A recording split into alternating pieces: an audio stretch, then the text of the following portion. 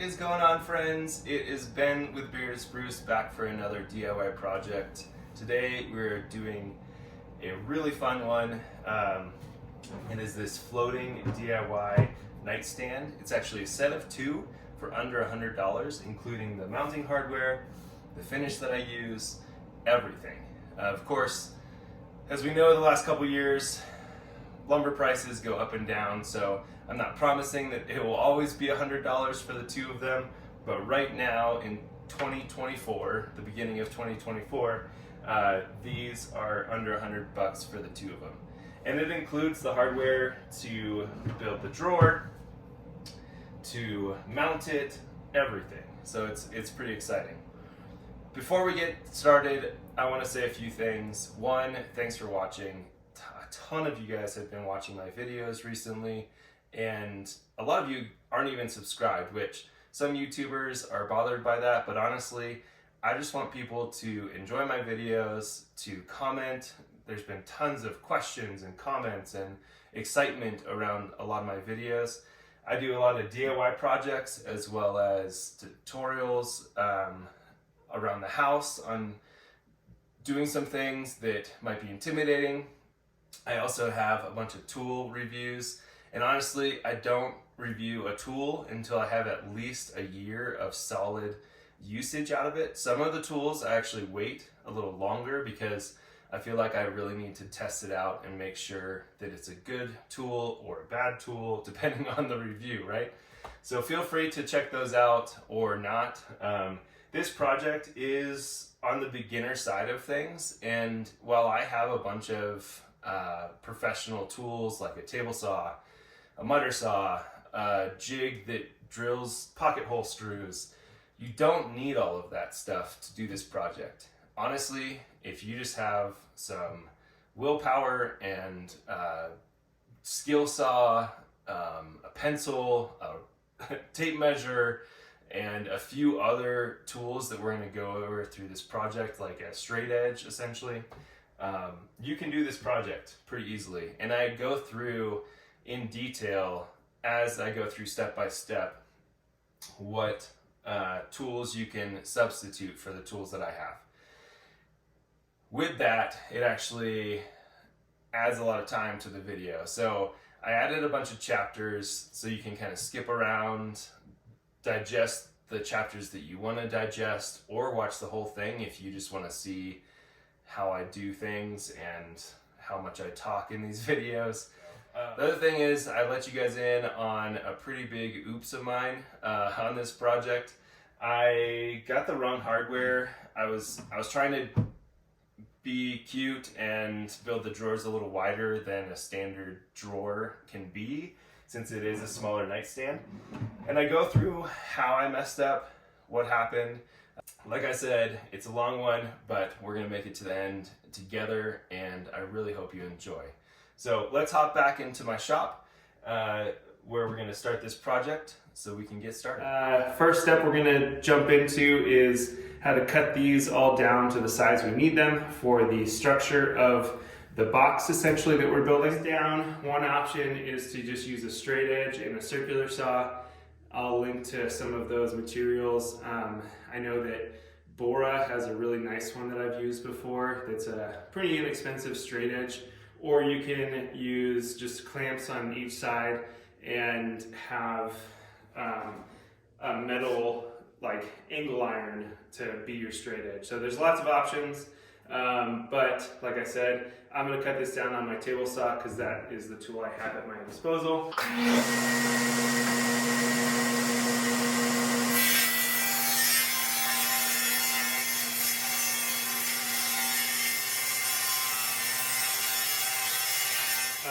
I cut this size for two of these, since I'm making two of these nightstands, and then we're going to hop over to the miter saw and cut them down to length for each of the pieces. Alright, so now that we have them cut to the thickness that we need, we're over at my miter saw, and I'm going to cut 4 different pieces essentially. The first two are going to be 18 inches, which will be the vertical sides, right? And then the second two will be 16 inches, which will be the top and the bottom essentially. So you want these to be pretty accurate, like the 18 and 18 and then 16 and 16. So make sure to be very, careful with your cutting, and like people always say, measure twice, cut once. We're gonna measure twice and then cut a bunch of times. So yeah, anyway, like I promised, if you don't have the budget to buy one of these miter saws, again, you can get that straight edge out and the circular saw and cut along a straight edge. Feel free to check out this other video on cutting techniques that I have up here that kind of explains a few different cutting techniques and how to use different straight edges and that kind of stuff. So check that out if you need help on that. Otherwise, I'm going to cut these down and then we'll get into the next step.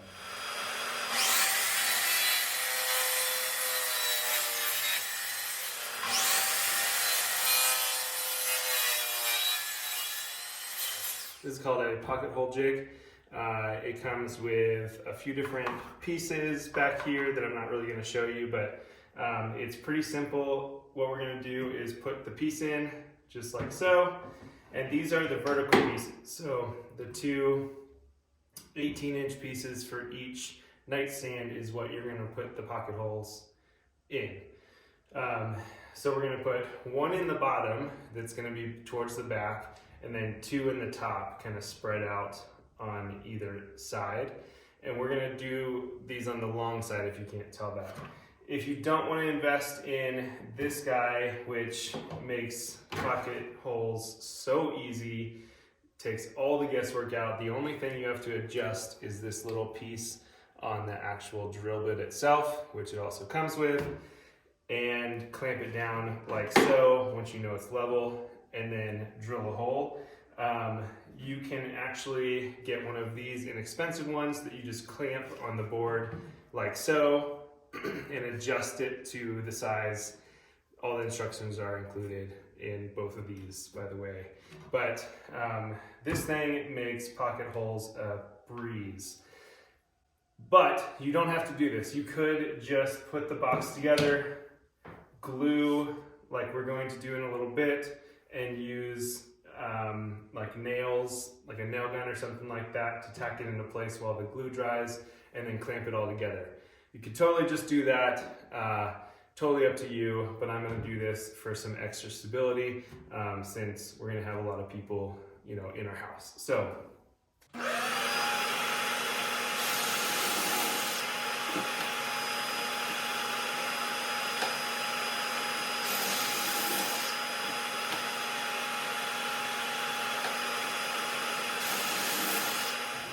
that is one of the vertical pieces. So you have one at the bottom, two at the top, and I'm going to repeat that for all other three of the vertical sides. You're also going to want these on the inside, not the outside, so you can't see them as well.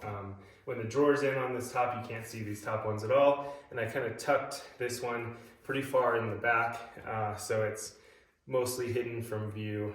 You could add a second one here if you're worried about more stability, but the glue is going to do most of the work for us anyway, so I'm not going to worry about that. So this is what we're looking at. We have two of these, right? And I have the pocket screws, pocket holes in two on the top and one on the back on each one of these.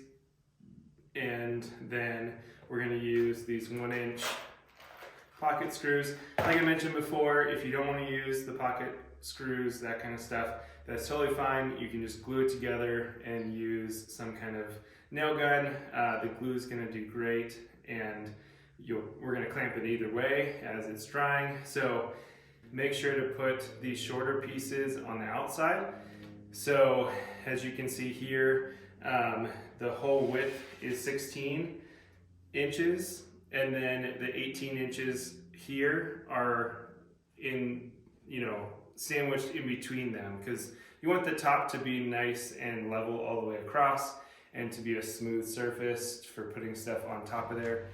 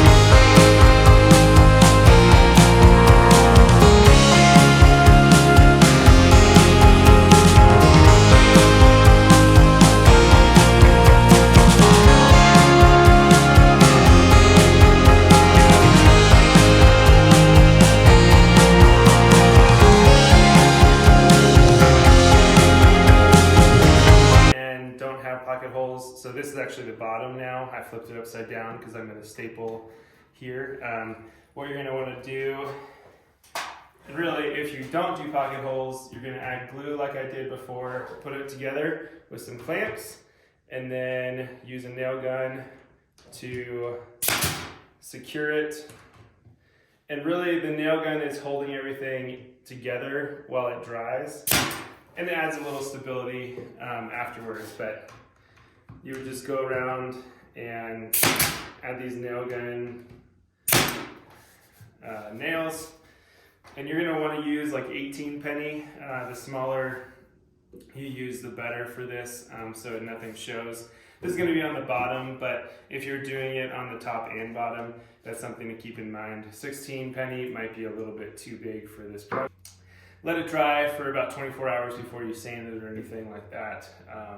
And while these are being, set aside and dried, we'll actually work on the drawers. And I'm going to do super simple drawers made out of 1/2-inch plywood, and I'm actually going to use 1/2-inch plywood or 1/4-inch plywood, depending on what I have in my extra pile of wood over here. But I'm going to go just like stupid simple, really easy drawers here. It's going to be a faux front drawer. I'm no expert at drawers, but I'm going to make them.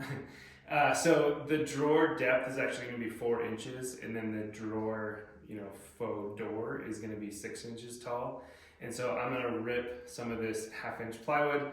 I have a link down below to show you what to buy at Lowe's or Home Depot. It's basically 1/2-inch plywood, any type, plus 1/4-inch plywood if that's what you want to use for the bottom of the drawer. And they sell them in 2x4 or 2x4 foot sheets. And so I'm going to rip these down again. So the way I'm going to do this is I measured the inside of the boxes, and it's 11 inches deep by 14 3/4 wide, the opening. And so I'm going to actually just do 10 inches deep for the drawers, and then 14 inches wide to give some gap on each side. And I don't really need that deep of drawers. Okay, so back at the pocket hole jig, the really cool thing about this is all I have to adjust is this depth gauge. So I move this little sleeve that allows this drill bit to go in however far it needs to. And then what I'm going to do is I'm going to drill pocket holes on the front and back piece and the outside. So if I didn't put the faux front piece on, you'd actually see the pocket holes, and then the very back behind the drawer, so you'll never see them, they'll be hidden. So once I put that faceplate on, that faux piece of drawer that will have the knob on it, the pocket holes for this drawer setup will be completely hidden, which is super awesome. So now that we have all the pocket holes drilled, we're just going to assemble these the same way we assembled the last pieces. Same pocket hole screws and glue. So we're just going to put some glue on here. One note to make here. So I have all the cut lists down in the bottom if you want to make the same drawer. Obviously it's like a super cute little drawer, which kind of made me laugh when I put it together on the table. But you want to make sure that the depth of the drawer is this short piece here in my example, and then the width of the drawer is this piece plus the 2 outside pieces that are the depth, right? So I took a 1/2 inch off of each one of these when I cut them. So instead of 14 inches like I want the entire drawer to be, they're 13 inches. Super easy math with 1/2 inch.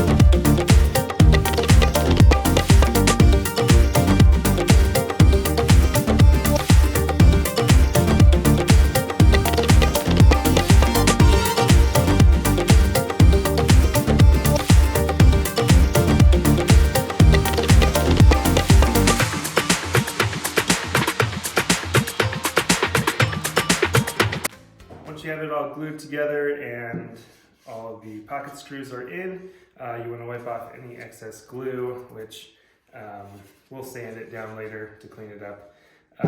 And then to cut the bottom, all we have to do is measure the exact size, which is 10 by 14, just like we had planned. And I'm going to use 1/2 inch plywood because that's what I bought at the store. You could go down to 1/4 inch plywood, but it's completely up to you. And so I'm going to cut that piece and then come back and glue it and staple it on. All right, so here's the moment of truth to see if you built a square drawer, basically square box. So you just put it on the bottom like that, and as you can see, it lines up perfectly. So now we just take the glue, put the side that you think is the coolest on the bottom, because that's going to be the bottom of the drawer, and then just run some of this glue across there. And again, don't worry about squeeze out because we'll clean that up later. And then just make sure it just kind of matches up everywhere. I'm gonna go around and tack it in place. I usually do all the corners first to make sure it's like exactly where you want it. And then just go in and just do a few along each line. So I'm gonna let everything dry overnight, like I mentioned, make the other stuff, and then tomorrow we'll come back and sand everything down, put a nice coat of poly on everything, and at that point you could paint it. We'll go over this tomorrow, but you could paint it or stain it. But either way, you want to protect it because we will be putting water glasses on there, phone chargers, lamps, all kinds of stuff. So it's been about 24 hours and all of the glue is dry. The next step is to sand everything. You can also just, brute force it and clean it up using something like this. I'll link to this as well if you're looking to go a little cheaper. Or you could just buy one of these and some sandpaper and do this outside somewhere, out on your driveway or wherever you aren't confined to all the dust, if you will. And then definitely wear a mask and some ear protection because this stuff is nasty to breathe in. And then I'm gonna use this hand rubbed finish. It's just tongue oil finish. You can get it at any local hardware store. And then just a cloth. You do want to do this in a well-ventilated area because it is very smelly. But this stuff is pretty awesome. It basically, you put it on, let it sit for about 5 to 10 minutes, and then wipe it off. And then you can do a second coat after 24 hours is essentially what the instructions are.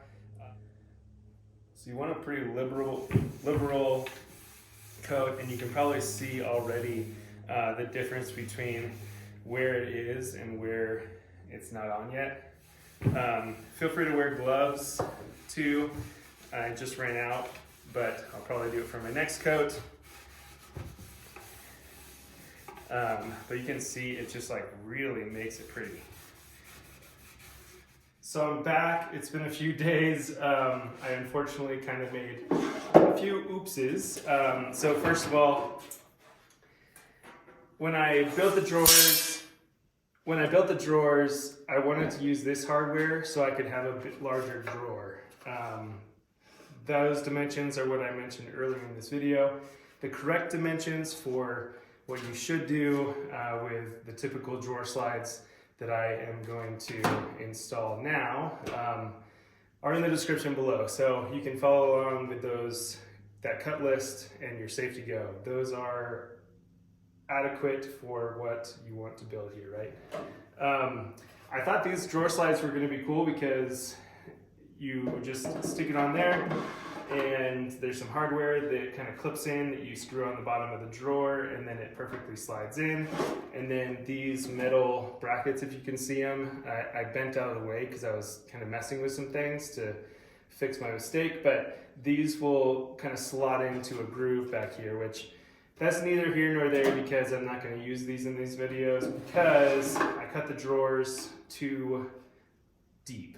I didn't accommodate for the space that they needed to be accommodated for in the back of the hardware. Don't really need to get into that, but what you need to know is, one, I make mistakes just like every other woodworker.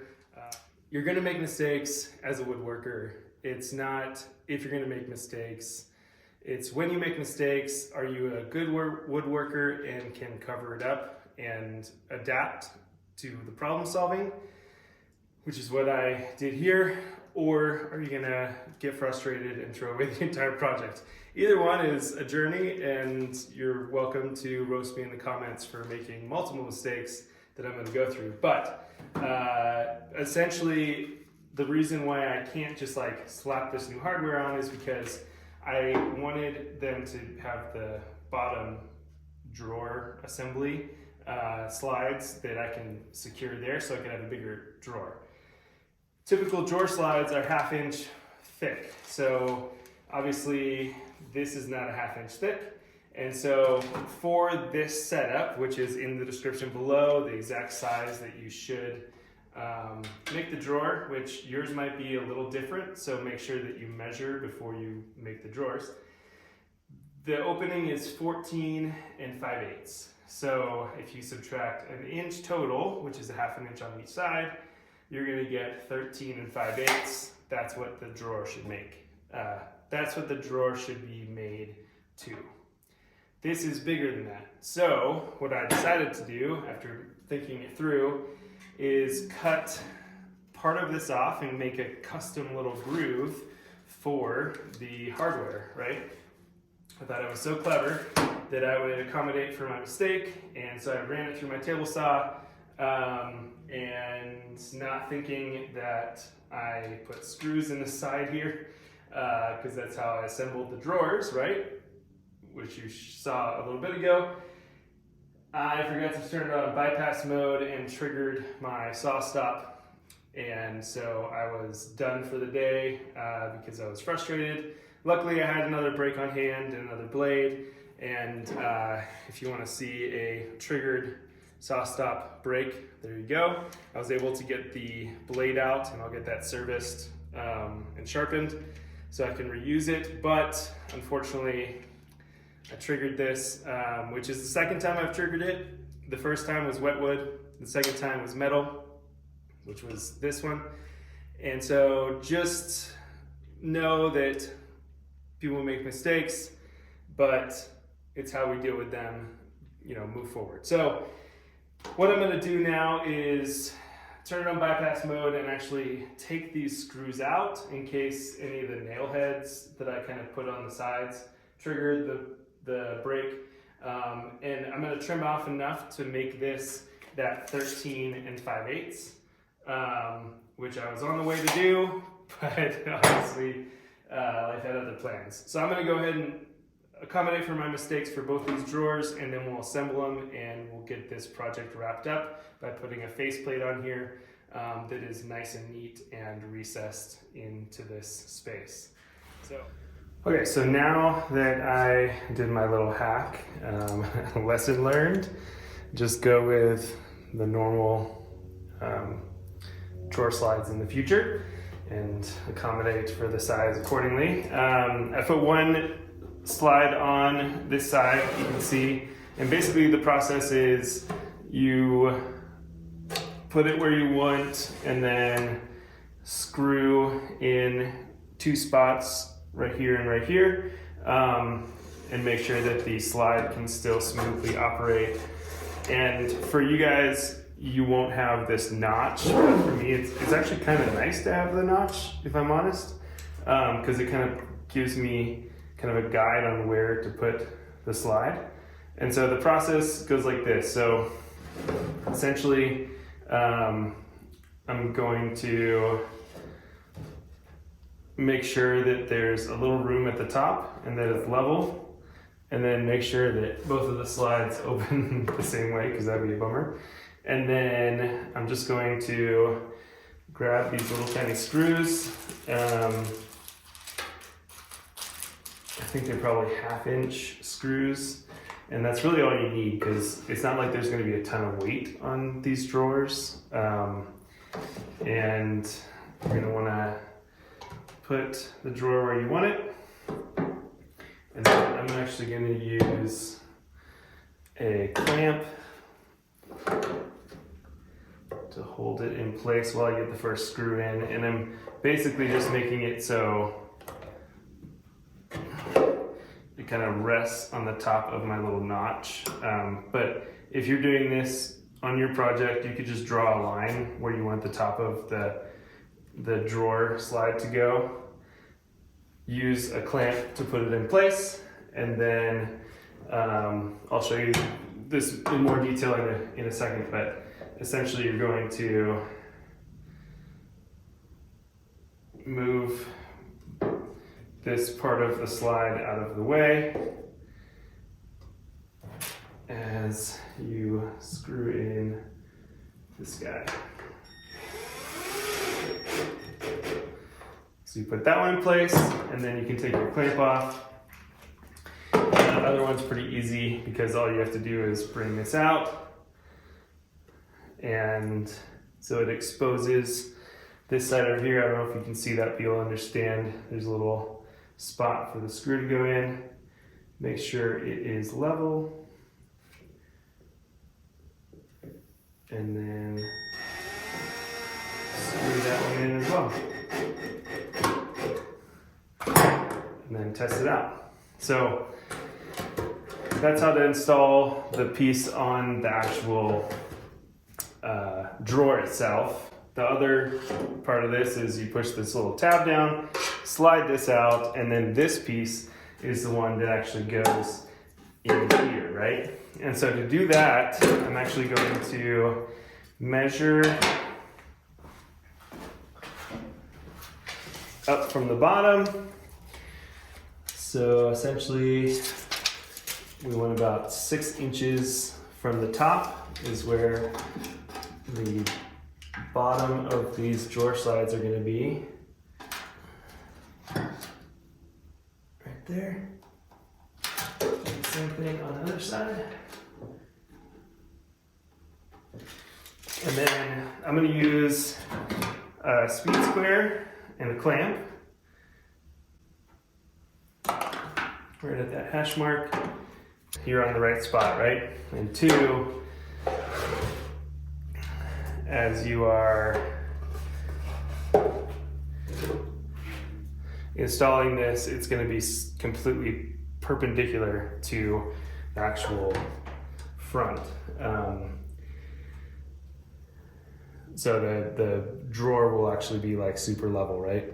Since I'm going to inset the drawer front, I'm going to use a little block of what I'm going to make the drawer front, the false front from, and I'm going to basically bring this in like so it's even with the front, and then that will, I brought the slide like perfectly touching that, and then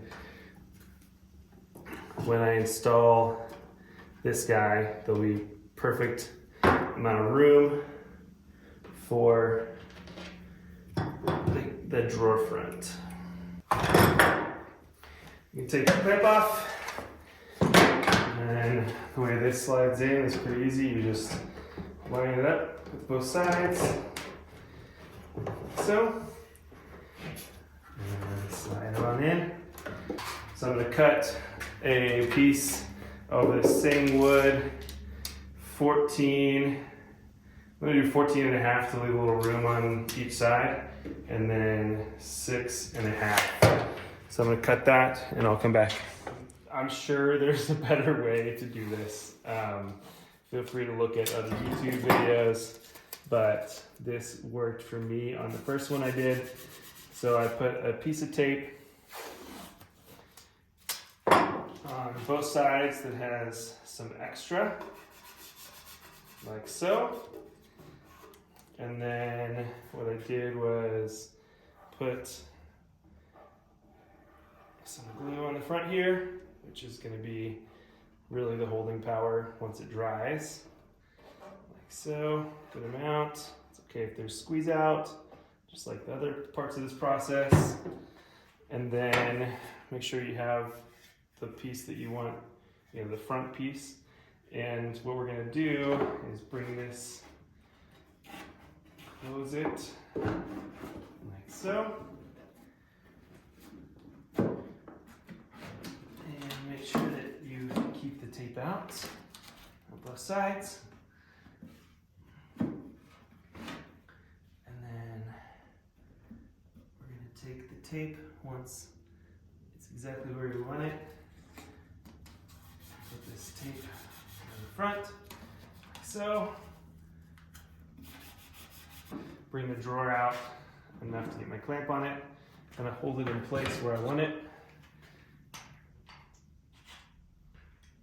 And then slide the clamp in there.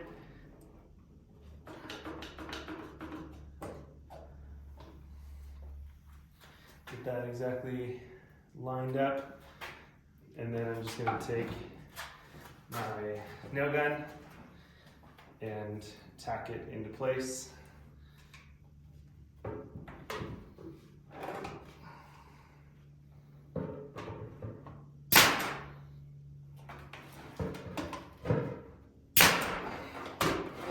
So, you can take the tape off.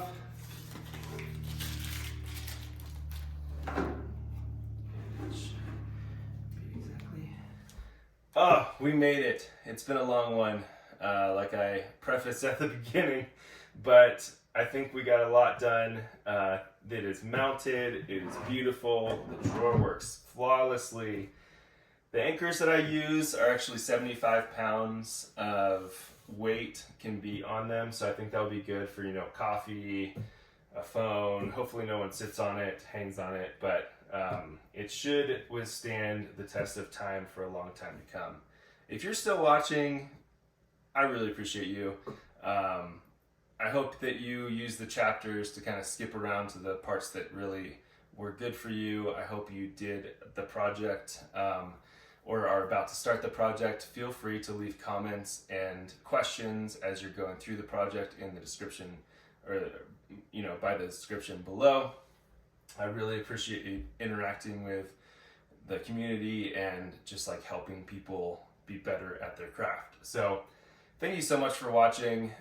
Feel free to subscribe to my channel or not, like this video or not. If you want to see more of my videos, you can click that bell icon after you subscribe, so it pops up and tells you when I have a new video.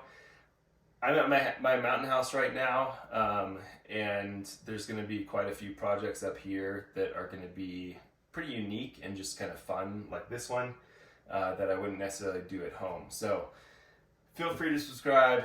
Otherwise, have a great day, and we'll see you next time.